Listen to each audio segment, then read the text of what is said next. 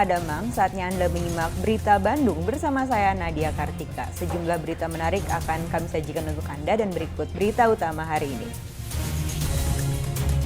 Longsor menimbun 12 rumah di Kecamatan Cibadak, Kabupaten Sukabumi. Warga sementara dievakuasi ke tempat aman.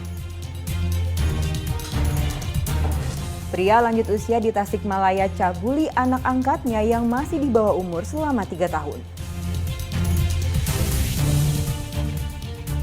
Kasus pembunuhan suami yang didalangi istrinya sendiri memasuki tahap prarekonstruksi.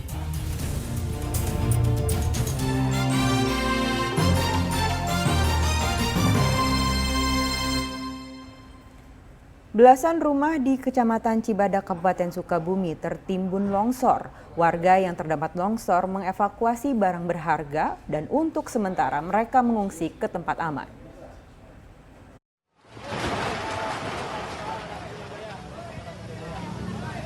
Secara tiba-tiba tebing di Kampung Cibatu Hilir, Desa Sekarwangi, Cibadak, Sukabumi longsor. Material longsor menimbun setidaknya 12 rumah yang berada di bawahnya. Warga setempat berupaya menyelamatkan diri dari longsor. Polisi kemudian memasang garis pembatas pada bangunan yang terdampak agar warga tidak mendekat ke lokasi longsor. Longsor, batunya ke bawah, terus ada air di bawah, terus ngegubrak ke bawah, gitu. Jadi rumah ibu tertimbun? Iya, semua keluarga sama semua. Tertimbun rumahnya? Iya.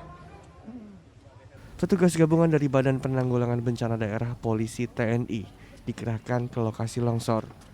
Mereka membantu warga menyelamatkan barang berharga serta evakuasi warga dari lokasi longsor. Untuk sementara warga diimbau mengungsi ke tempat yang lebih aman. Kita lakukan evakuasi ya dalam hal ini terutama bagi rumah-rumah sekitar sehingga dikosongkan terlebih dahulu. Jangan sampai jika terjadi longsor menimbulkan korban jiwa. Tidak ada korban jiwa dalam insiden ini. Hanya saja tanah yang berada di atas tebing masih terus bergerak ke bawah. Asep Didi melaporkan dari Kabupaten Sukabumi. Seorang pria lanjut usia di Tasikmalaya mencabuli anak angkatnya yang masih di bawah umur. Kasus pencabulan terungkap setelah korban merekam dan menyerahkan bukti video tersebut kepada polisi.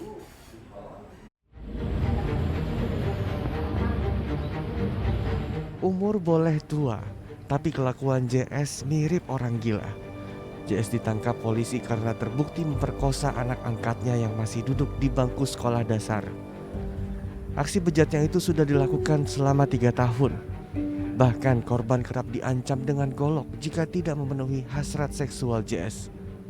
Awalnya korban dijemput oleh JS di Garut karena kedua orang tuanya bercerai. Korban kemudian dijadikan anak angkat oleh pelaku. Namun seiring berjalannya waktu, JS justru ditinggal oleh istrinya. Saat itulah korban dijadikan sasaran seksual pelaku. Korban yang tidak tahan akhirnya merekam perbuatan bejat JS secara diam-diam untuk dilaporkan ke polisi. Karena merasa tidak kuat, korban ini membuat video pada saat pelaku melakukan hal tersebut kepada korban dengan tujuan bahwa korban ini memiliki bukti, sehingga pada saat korban sudah mendapatkan video tersebut, korban kabur dari rumah dan melaporkan kepada pihak polisi. Artinya tanpa sepengetahuan pelaku ya, Pak? Atas perbuatannya pelaku terancam hukuman penjara di atas 15 tahun. Eko Setiabudi melaporkan dari Tasikmalaya. Sesosok mayat laki-laki ditemukan tersangkut di pintu air Bendung Cikesik, Kabupaten Kuningan. Korban diduga tercebur ke Sungai Cisanggarung karena tidak ditemukan tanda bekas kekerasan di tubuh korban. Bendung Cikesik di Kecamatan Cidahu, Kabupaten Kuningan tiba-tiba didatangi banyak warga. Mereka datang bukan ingin bermain, tetapi karena penasaran dengan sesosok mayat laki-laki yang ditemukan tersangkut di pintu air bendungan. Mayat laki-laki ini tersangkut di antara sampah, menggunakan baju batik dan dalam posisi telungkup. Mayat ini pertama kali ditemukan oleh warga yang sedang memancing. Penemuan ini lalu dilaporkan kepada penjaga pintu bendungan Cikesik serta ke pihak kepolisian. Itu sekitar jam setengah 4-an dari yang mancing. Cuma tahu yang mancing bukan orang sini, dia lapor cuma tahu kemana orangnya. Kemana ada mayat gitu aja. Iya. Terus Papa tadi pelapor kemana lagi? Ya, saya langsung lapor ke Kapolsek setempat, terus ke BPBD, udah laporan juga. Atas laporan tersebut, polisi serta tim Inafis datang ke lokasi kejadian. Setelah dievakuasi, jasad korban lalu diperiksa dan diidentifikasi oleh tim Inafis yang juga dibantu oleh dokter Puskesmas Cidahu. Hasil pemeriksaan tidak ada bekas tanda kekerasan di tubuh korban.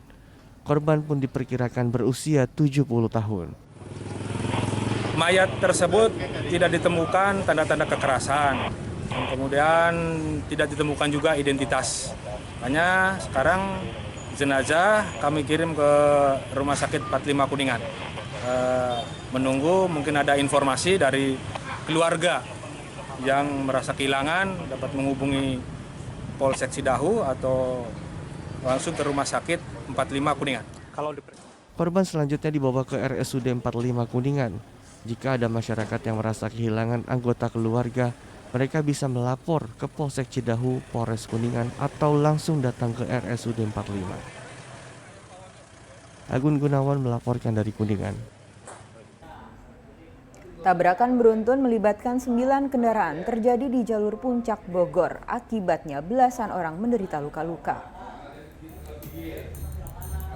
Inilah detik-detik kecelakaan beruntun yang melibatkan 5 kendaraan roda 4 serta 4 sepeda motor di jalur Puncak, Desa Tugu Utara, Kabupaten Bogor. Truk bermuatan air mineral diduga mengalami remblong. Jalur lajunya baru dihentikan usai menabrak bangunan rumah, makan, dan bengkel. Akibatnya 17 orang mengalami luka-luka. Imbas insiden, kemacetan panjang terjadi di 2 arah di jalur Puncak hingga Selasa petang. Evakuasi truk dan 8 kendaraan lainnya baru selesai dilakukan, alat berat dikerahkan. Polisi menggelar olah tempat kejadian kecelakaan beruntun di Jalan Raya Puncak Cisarua Bogor Rabu siang. Arus lalu lintas ditutup selama 12 menit untuk mengidentifikasi penyebab kecelakaan yang melibatkan 5 mobil dan 4 motor pada Selasa kemarin. Diduga tabrakan beruntun dipicu rem mobil truk box yang tidak berfungsi. Akibatnya pengemudi hilang kendali sebelum menabrak sejumlah kendaraan dan 2 bangunan serta melukai belasan orang.